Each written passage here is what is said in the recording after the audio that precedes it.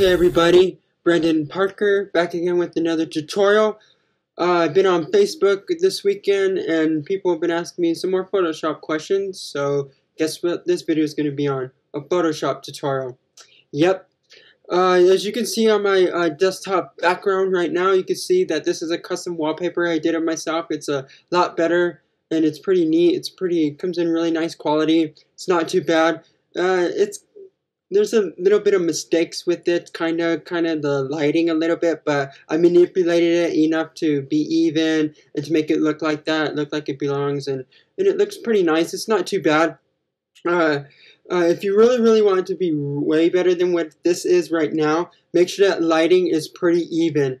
Anything that you do with videos, pictures, whatever, make sure lighting is equal on every side. If lighting is completely low and it's pretty dark in there, you're going to have some trouble with your pictures a little bit. So I'm going to open up Photoshop right now, okay? And I'm going to show you some tricks and stuff, giving you a tip in this video, showing you a little bit about lighting. So this is like a lighting tutorial for Photoshop. So I'm going to show you a bit about lighting on your not videos, but your pictures. Get them to light up really nice. So that they can come out pretty nice. And the camera that I use, and I'm going to show you, is let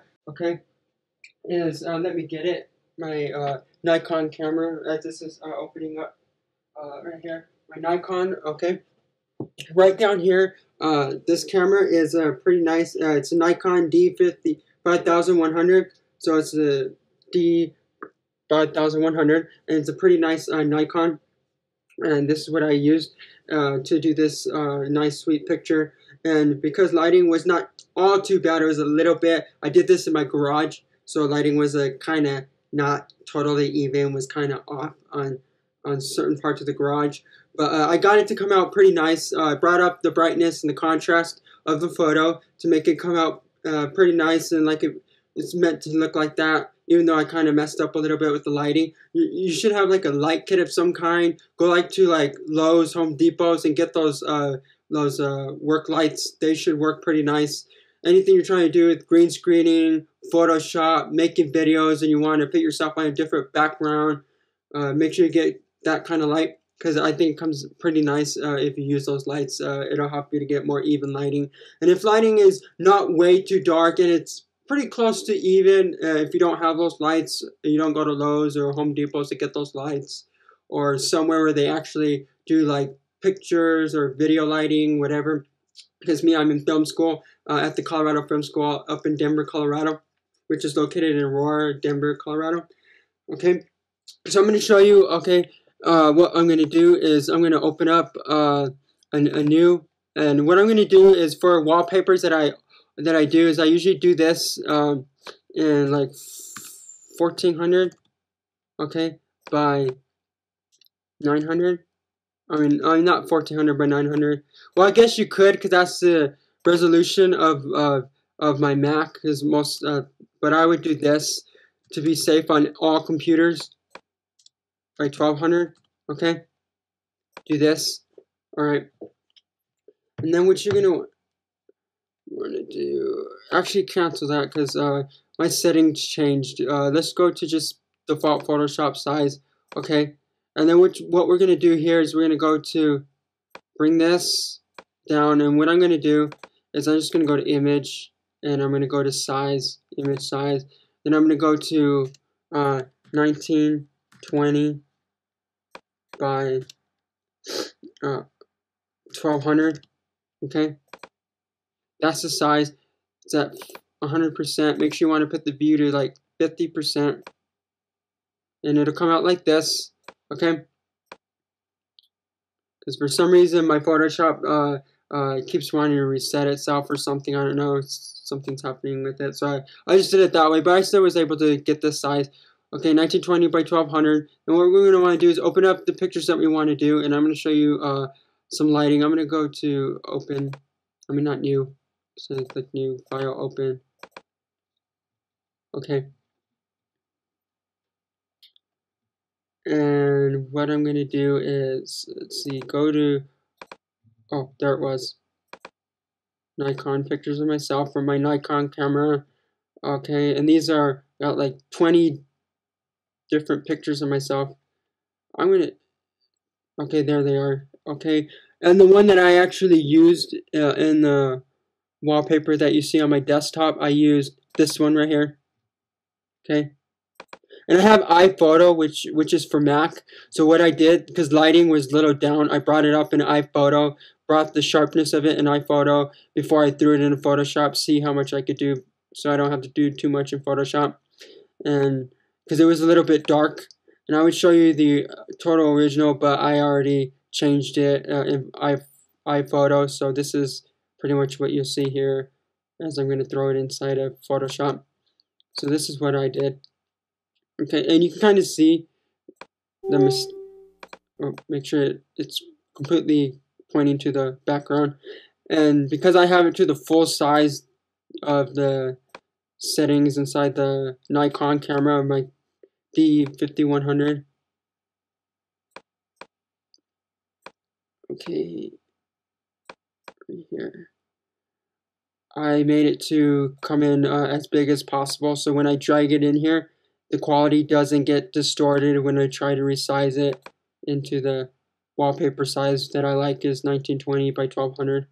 And then what I do is make sure, one tip is make sure you're on a solid background of some kind where it's more of the same color, like where it's easy to do the quick selection tool and the magic wand tool, where it's easy to select the whole thing just like that. And usually this is what I do first. If there's different things in the background, is I get the rectangle marquee tool. I get this first, since it's not totally solid, but it's solid enough where when I'm done doing this part, sometimes you might want to bring the brightness up a little bit, but I say do your best to do this. Okay, shift, see this? I do shift and then left click to highlight all this. And you can see that it might cut off because my face is a little white.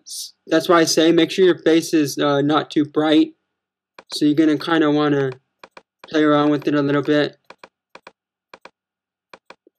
Okay, select as much as you can. I'm not going to do this perfectly for this tutorial. I'm just going to give you an overview, a general idea how to do this.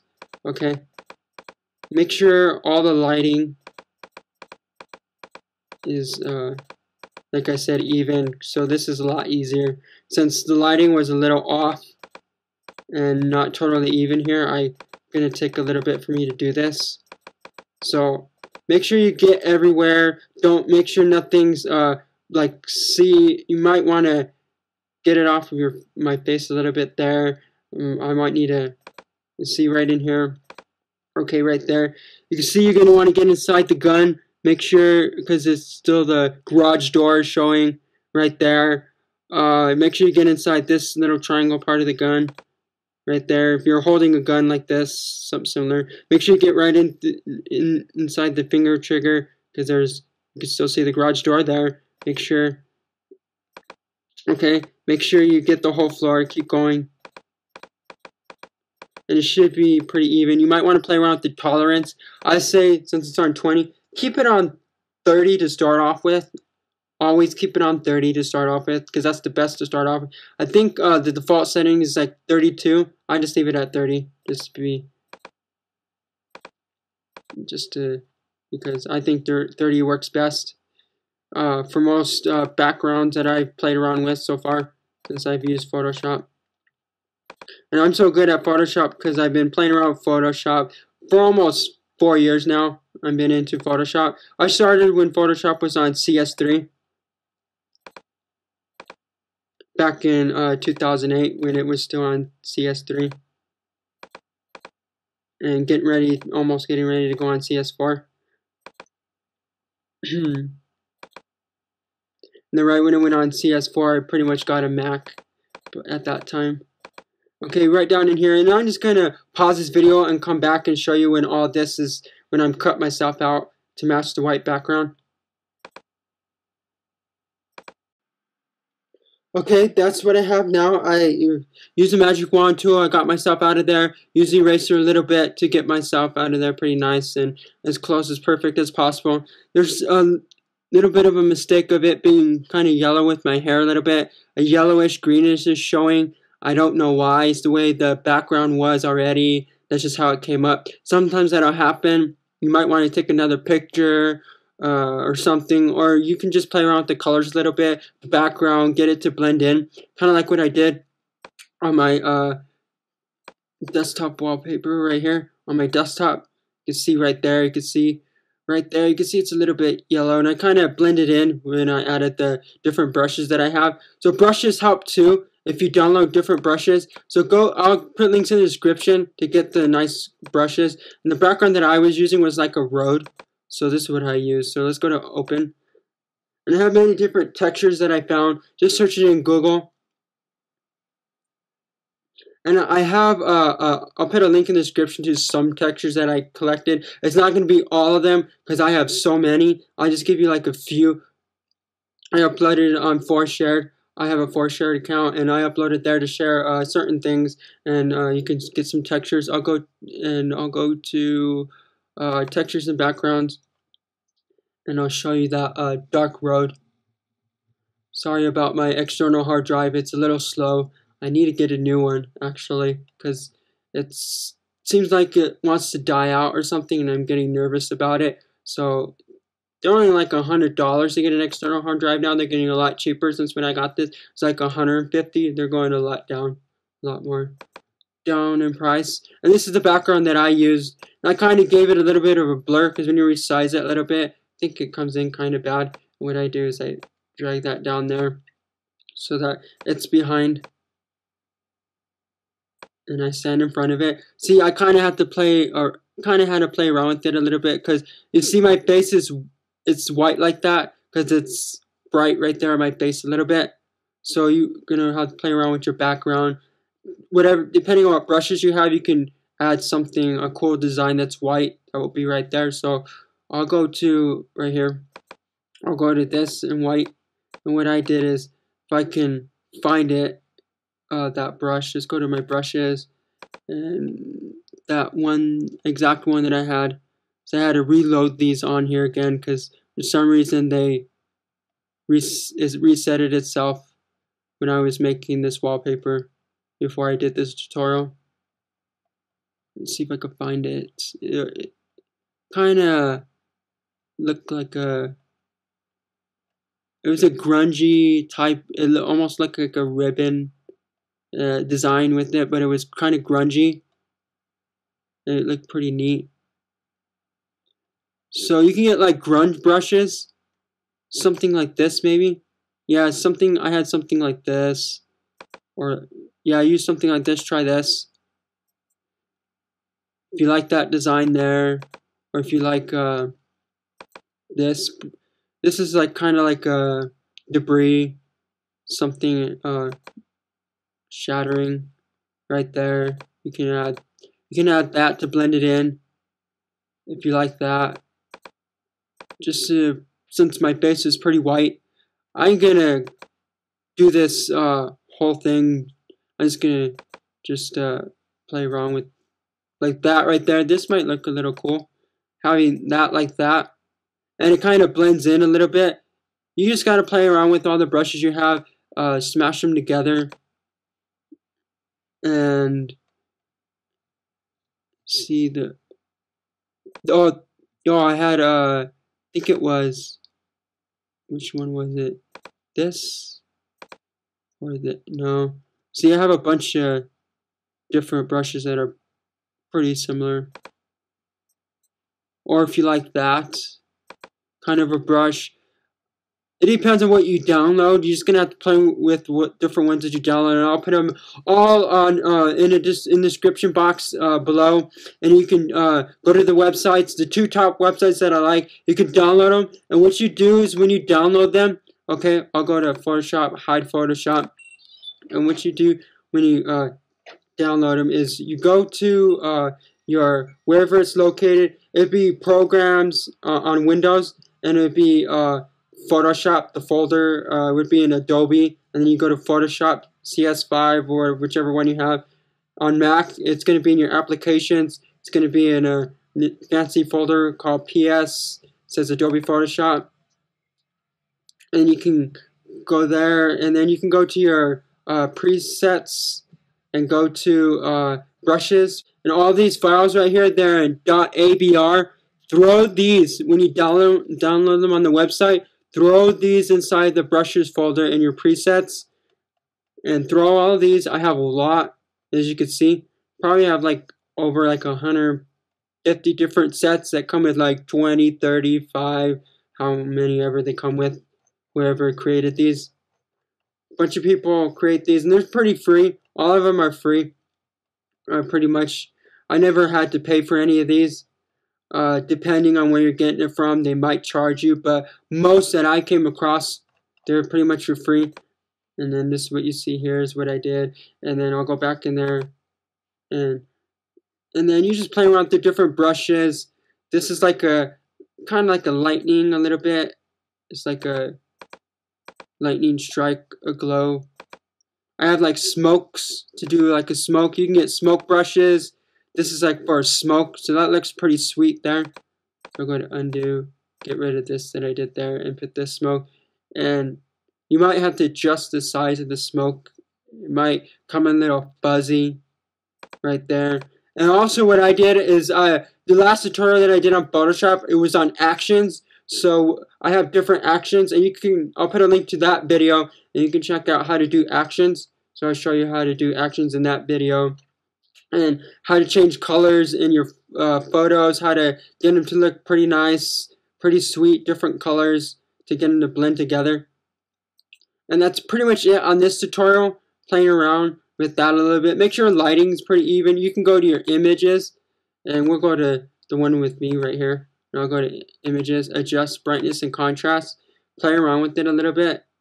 You might want to, I'd say, since I have a really good camera, I could play around with the brightness a lot before I totally destroy it. I'd probably have to put it really like all the way to the max before it gets really destroyed. That's how good the camera that I have is.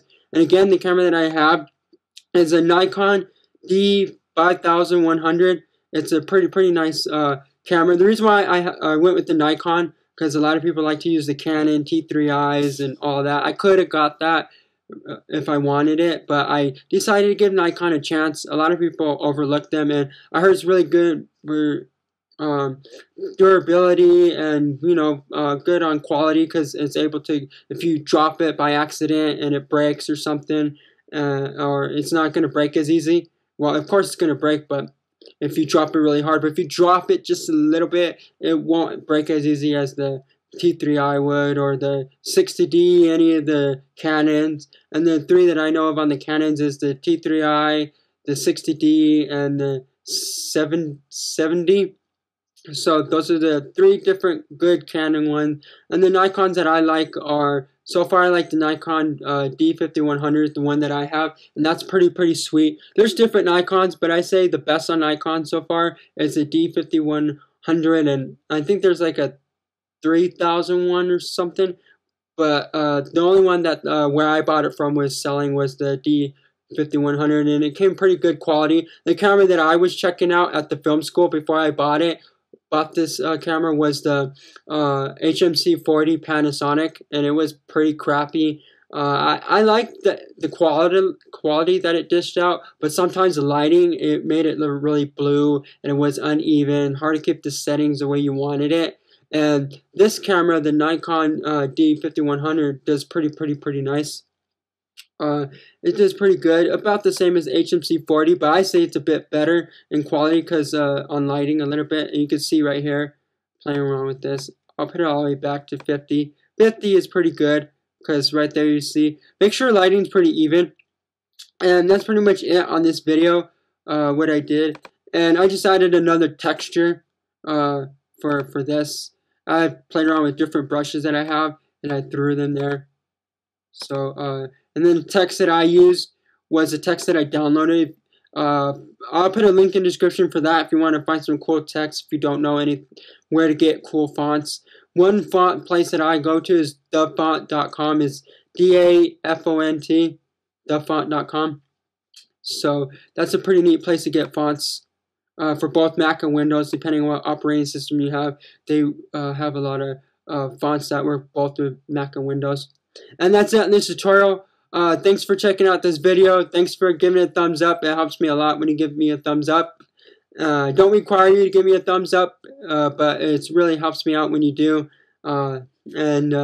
Thanks for subscribing to my channel. I have almost like 3,000 and something subscribers. I haven't checked in a while how many subscribers I have, but I have pretty close to like 3,000 something. So I'm a little over like 3,000. I'm pretty excited. I like to get more subscribers, and the more people ask me about Photoshop and Sony Vegas, I've been getting a lot of questions for that.